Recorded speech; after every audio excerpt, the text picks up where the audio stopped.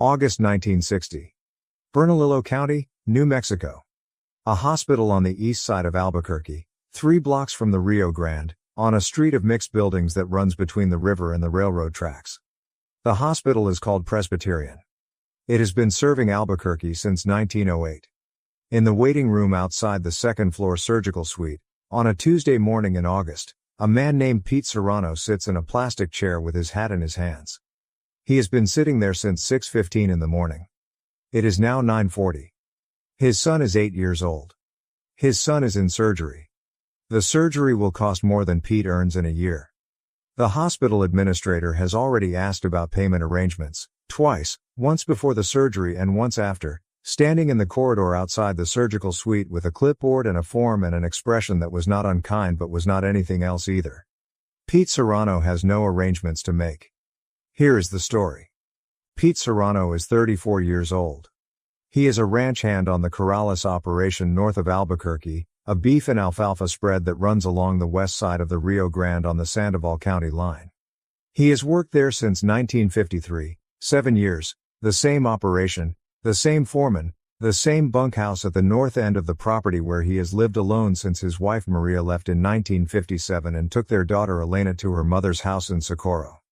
He sends money to Socorro every month, what he can, which is not much because a ranch hand's wages in New Mexico in 1960 are not much. He has a son, Danny, from before Maria left, and Danny lives with Pete in the bunkhouse because Maria's mother's house in Socorro has no room for a boy and because Pete would not have given him up regardless. Danny is 8 years old and has his mother's dark eyes and his father's stubborn disposition and can name every breed of cattle on the Corrales operation by sight at 100 yards. He has been riding since he was 5. On a Saturday morning in late July, Danny Serrano is helping a hired man run a small combine through the north alfalfa field. He is not supposed to be near the machine. Pete has told him twice. Danny is 8 years old and has heard twice and decided twice that the combine is more interesting than the instruction. He gets too close to the header on the left side and the machine takes 2 fingers off his right hand, the ring finger and the small finger, cleanly, at the second knuckle. The hired man cuts the engine and carries Danny to the truck and drives him to Pete at the barn. Pete wraps the hand in his own shirt and puts Danny in the cab and drives 51 miles to Albuquerque without stopping. Presbyterian Hospital takes Danny into the surgical suite at 6:15 in the morning. The surgery is to close and clean the wounds and assess the damage to the underlying structure of the hand. The surgeon, a man named Dr. Elliot Marsh, comes out at 8:45 and tells Pete the surgery went well and that Danny will keep full use of the remaining fingers and the thumb and that the hand will function normally for most purposes, though 2-finger grip on that side will be permanently reduced. Pete asks if Danny will be able to ride. Dr. Marsh looks at him for a moment and says he sees no reason why not. Pete nods. Dr. Marsh goes back through the doors. The hospital administrator finds Pete in the waiting room at 9 o'clock. His name is Gerald Holt. He is 40 years old, thin, in a gray suit that fits him well, carrying a clipboard.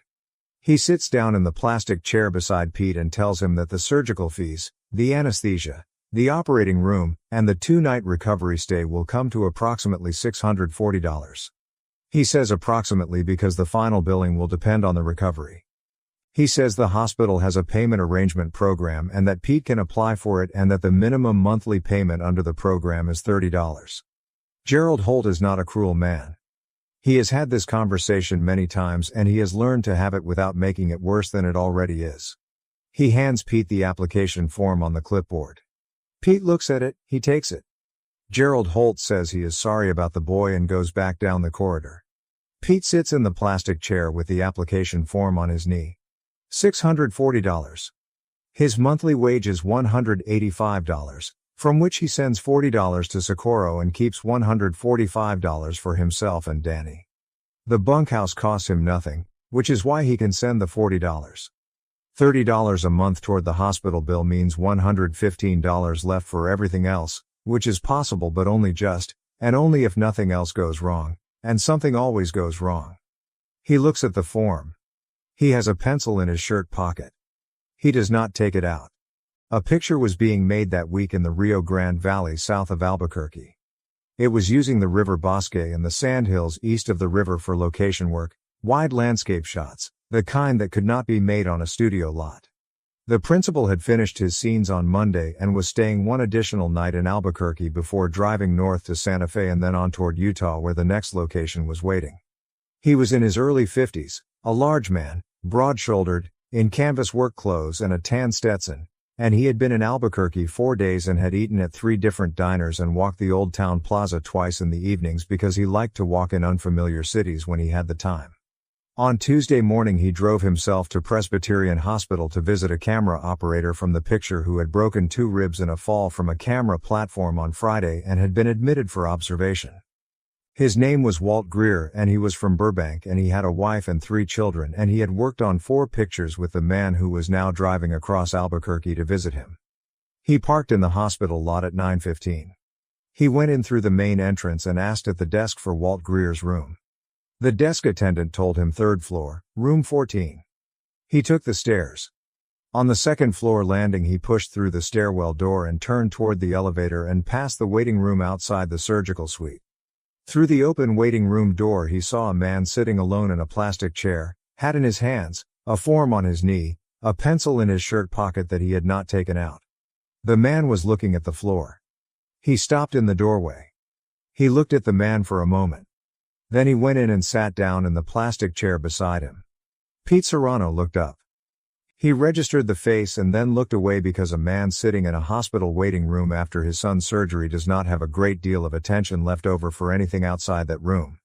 He said, "Help you with something?" The man said, "I don't know yet." He said it quietly, the way a man says something he means. Pete looked at him again. The man nodded at the form on Pete's knee and said, "Your bill?" Pete said, "My boys." The man said, "How old?" Pete said, 8. The man was quiet for a moment, then he said, "What happened?" Pete told him about the combine. He told it straight, the way a man tells a thing he has already told himself a dozen times trying to find where he should have stopped it. He said, "I told him twice to stay away from the header." The man said, 8-year-old boys and machines. Pete said, "Yeah." The man said, "Is he going to be all right?" Pete said the surgeon said yes. The man nodded. He said, "Then the worst part is over." Pete looked at the form on his knee. He said, "The bill is $640. The man said, "What do you make a month?" Pete looked at him. He said, "Mister, I don't know you." The man said, "No, you don't. What do you make a month?"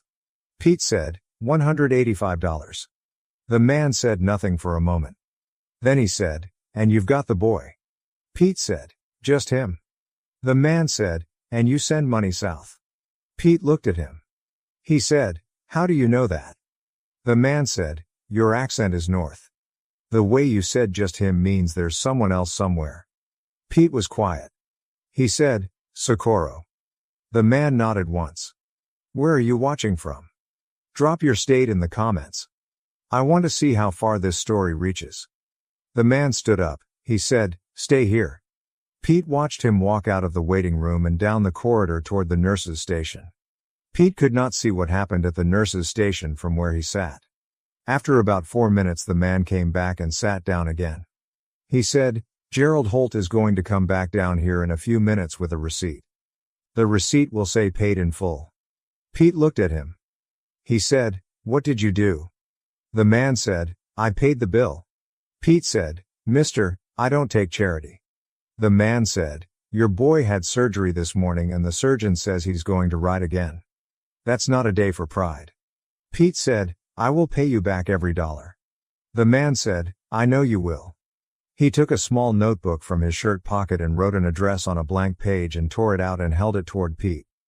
Charles Feldman, Famous Artist Agency, Beverly Hills. Send it there when you can spare it. No schedule, no interest. Pete took the paper. His hand did not shake. Gerald Holt came back down the corridor 7 minutes later with a different form on his clipboard. He sat down beside Pete and showed him the form. It said, "Account balance 0, paid in full. Date, August 1960. He said, "Your account is settled, Mr. Serrano." He did not say by whom. He stood up and went back down the corridor without looking at the man in the tan Stetson. The man stood up. He put his Stetson on. Pete Serrano stood up beside him. They were the same height, which surprised Pete slightly. The man put out his hand and Pete took it. Pete said, "I don't know how to thank you." The man said, "Go see your boy." Pete nodded. The man walked out of the waiting room and down the corridor toward the elevator. Pete watched him go. Then he pushed through the doors into the recovery area to find Danny. Danny Serrano spent 2 nights at Presbyterian and went home to the Corrales bunkhouse on Thursday morning with his right hand wrapped in clean bandaging and a set of instructions from Dr. Marsh that Pete read twice and followed precisely. Danny healed well. The hand closed cleanly. By October he was using it for most things. By the following spring he was writing again, one-handed on the right side when the grip was needed, which he adapted to with the matter-of-fact pragmatism of an 8-year-old who does not know yet that things are supposed to be harder than they are. Pete Serrano sent a money order to the Beverly Hills address in November 1960. $40. He sent another in March 1961. $50. He sent a third in August 1961, $60, the week after the summer pay bonus came through from the Corrales operation. He sent them the way a man pays a debt he intends to honor, steadily, in whatever amounts the month allowed. A letter came back from Beverly Hills after each one, typed on plain paper, signed by a secretary, acknowledging receipt. In the spring of 1965 Pete Serrano got a job as foreman on the Corrales operation, the same spread he had been working since 1953. The pay went to $290 a month. He sent the last money order to Beverly Hills in September 1965, $190, which brought the total of what he had sent to $640 exactly. He had counted it. A week later a thick envelope came back from California. Inside was every money order Pete had ever sent, all of them, returned uncashed in a single brown envelope.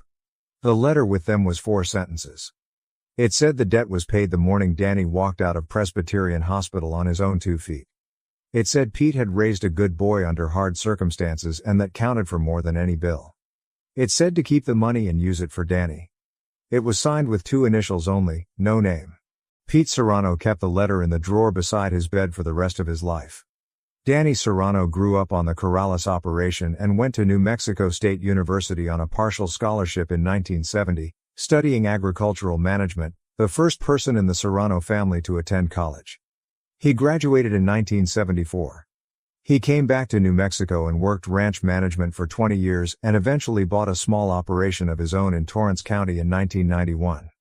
He still has the use of his right hand for most purposes.